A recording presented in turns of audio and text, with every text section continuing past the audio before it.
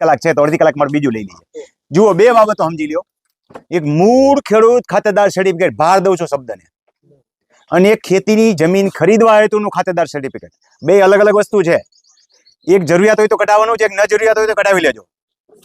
જમીન ખરીદવી નથી તો 2 વર્ષવાળા પ્રમાણપત્ર કઢાવવા જવાની જરૂર નથી. તો પેલા ઈ જોઈ લ્યો જેની જરૂર નથી ને ઈ, પછી ઓલા વિષયને આપણે લાંબો કરીએ.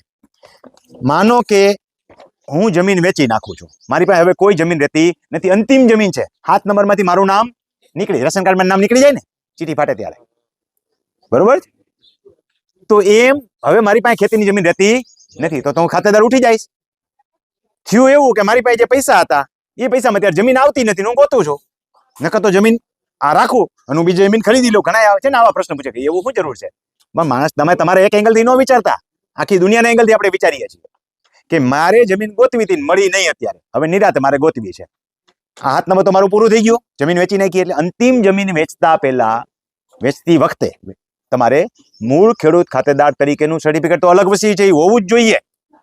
પણ તમારે જમીન ખરીદવા માટેનું 2 વર્ષનું ખેડૂત ખાતેદાર પ્રમાણપત્ર કઢાવી લેવું જોઈએ.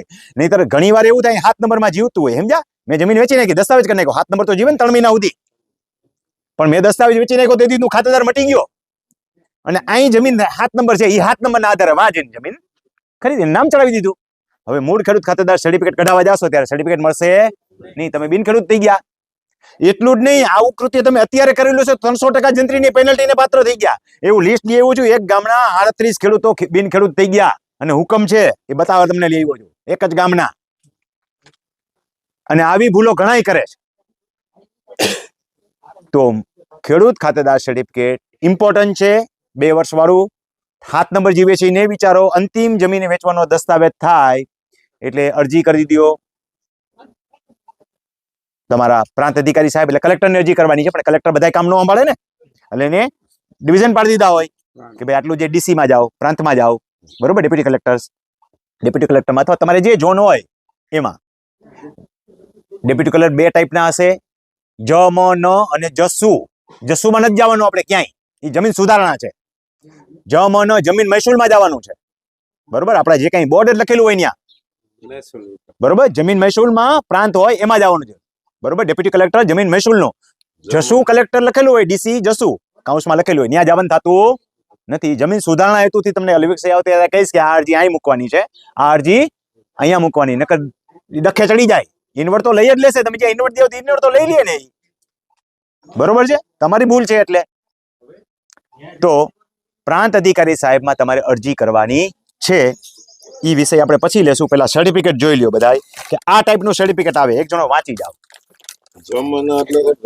જમીન મહેસૂલ નિયામકની ઓફિસ, નિરીક્ષકની ઓફિસ, જમીન મહેસૂલ નિરીક્ષણ કરવાનું છે ને આ બાબતનું.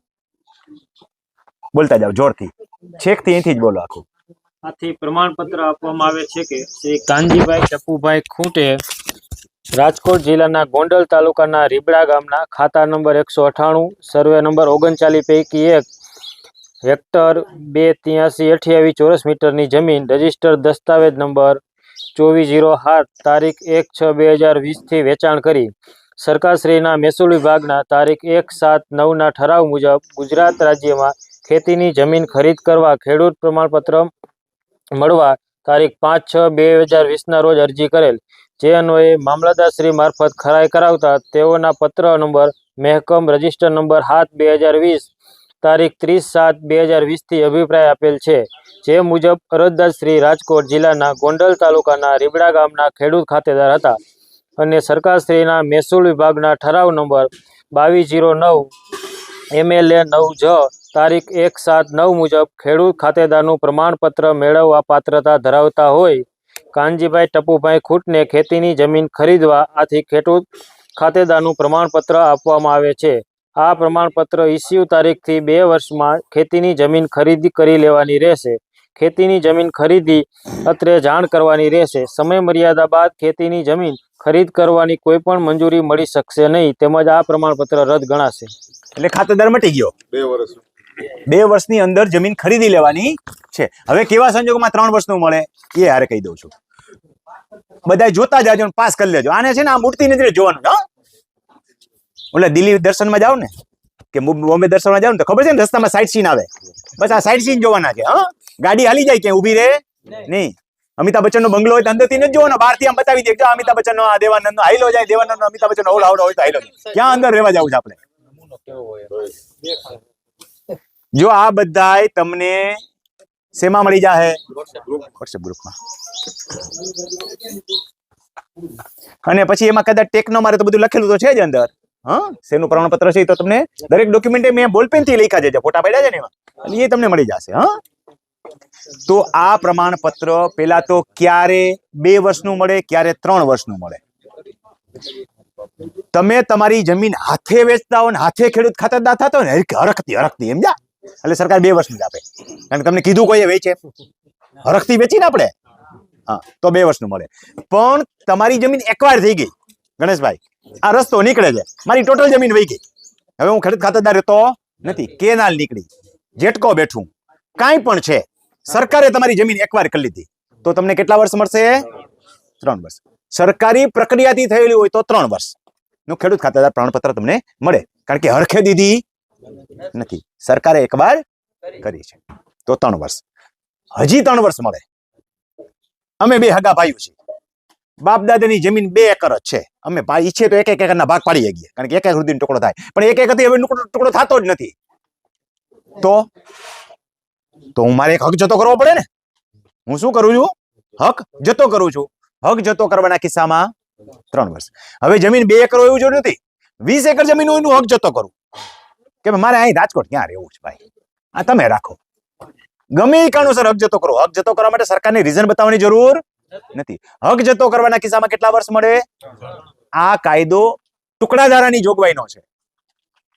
અલગ અલગ કાયદાઓ છે, હું જે કહેતો હોઉં છું ને, એમાં ટુકડાધારો અને એકત્રીકરણ એક્ટ જુદો કાયદો છે, સમજાણું?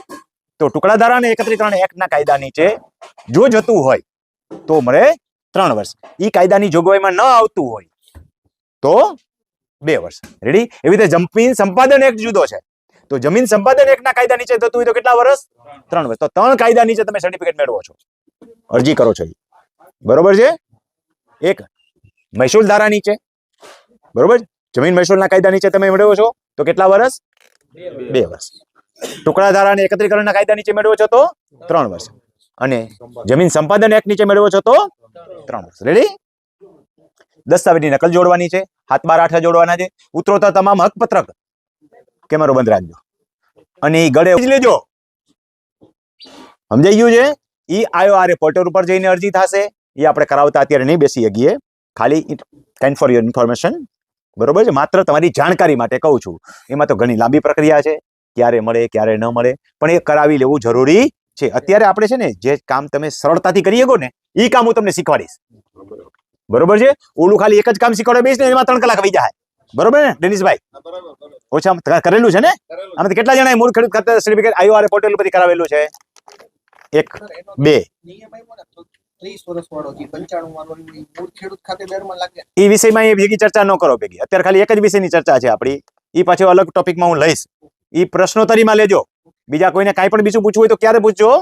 પ્રશ્નોત્તરી કાળમાં. એટલે આપણું મગજ છે ને એક ધારું લાઈન બંધ હાલે. હા, એવી તો 3 તારીખો હજી મારે તમને ઘણી શીખવાડવાની બાકી છે, અનેક વાર હું બોલી ગયો છું. તો મૂળ ખેડૂત ખાતેદાર સર્ટિફિકેટ એટલે શું એ બધાને ખ્યાલ આવી ગયો? એનું ઇમ્પોર્ટન્ટ એ છે કે તમે ઓરિજિનલ ખેડૂત ખાતેદાર છો કે નહીં એની સાબિતી મૂળ ખેડૂત ખાતેદાર સર્ટિફિકેટના આધારે જ છે, અને કરાવી લેવું જ જોઈએ. હાલો, આ વિષય આપણે અહીં પૂરો થયો. હવે જમવા માટે આપણે જાય છીએ, ત્યાં ગરમા ગરમ આવે ને એટલે વારા ફરતી થોડા જઈએ બોલા.